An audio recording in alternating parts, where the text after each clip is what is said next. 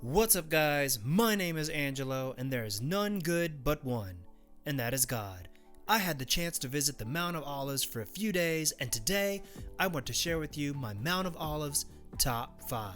The Mount of Olives holds a lot of significance for Christian pilgrims. I myself am nothing without the Christ, so let's start off at the top of the mount and work our way down, starting with the Chapel of the Ascension.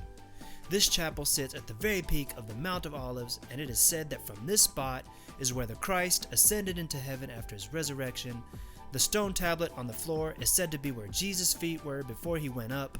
The chapel costs 10 shekels to explore. It isn't very large. Outside of the chapel are many altars pertaining to different religious groups. This chapel has been built and destroyed many times over the centuries, starting with the Romans and ending with the Ottoman Turks. While you're standing in the old city of Jerusalem, you can see the Mount of Olives in this chapel. As I stood from afar gazing at it, the sky was full of beautiful clouds, and I just began to imagine how it would have looked witnessing the Son of God ascending into heaven by means of one of these great clouds. After that, we're going to make our way down to the Mount of Olives viewpoint. Standing on the Mount of Olives will offer you the best views of the old city below. You will immediately notice the Dome of the Rock, which stands out above everything else with its golden roof that is visible from nearly every angle. Equally impressive is the massive Jewish cemetery that sits on the mount. I learned that the Jews are never buried inside of the cities, but on the outside, and they are not buried underground, but sit above the ground in their coffins. There is also a camel at the viewpoint. It is the only camel that I saw during my 14 days in Israel. You can sit on it and take pictures with it. I didn't do that because you may be charged a small fee. For Christians visiting this lookout, this is also said to be the place where the Christ grieved over Jerusalem in his heartbreaking discord spoken in Matthew 23:37. Next, we are going to continue our way down to visit the Tomb of the Prophets. This dark tomb area is said to be the burial site of the last prophets of the Old Testament, Zechariah, Haggai, and Malachi. Before you enter in, make sure you have a flashlight on you as there are no lights in the cave.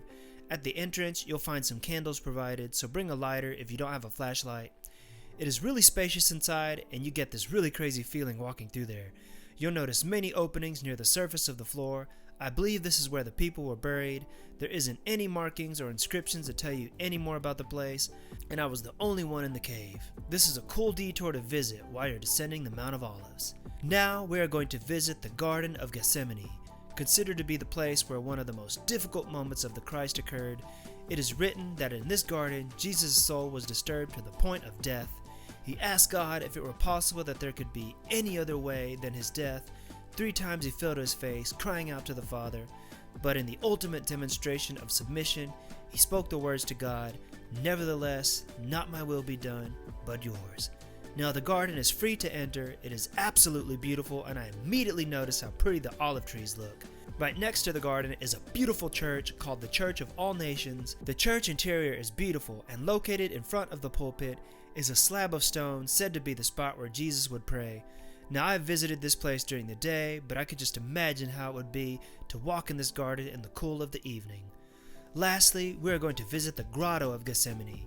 It is said that in this grotto is where Jesus frequently went with his disciples. It is also known to be where Judas came and betrayed the Christ with a kiss to identify him to his captors. I went to the back of the grotto and sat down in this corner, and I just began to weep. I had only 2 significant spiritual experiences in Israel. I reflected on how Judas betrayed Jesus, and thinking about the many times I betrayed Jesus with my words and actions just broke my heart. Now, right next to the grotto is a church you can visit. I descended the stairs, and the church was performing religious rituals. I am not a Catholic, so I don't know what it was about, but I stood for a while watching to soak in all that I was seeing. Well, that does it for my Mount of Olives top 5 video. I hope this video helped and inspired you to go on your trip to Israel. Make sure you subscribe to the channel, as my next video will be the top places to visit in Jerusalem. So I'll see you guys in the next video.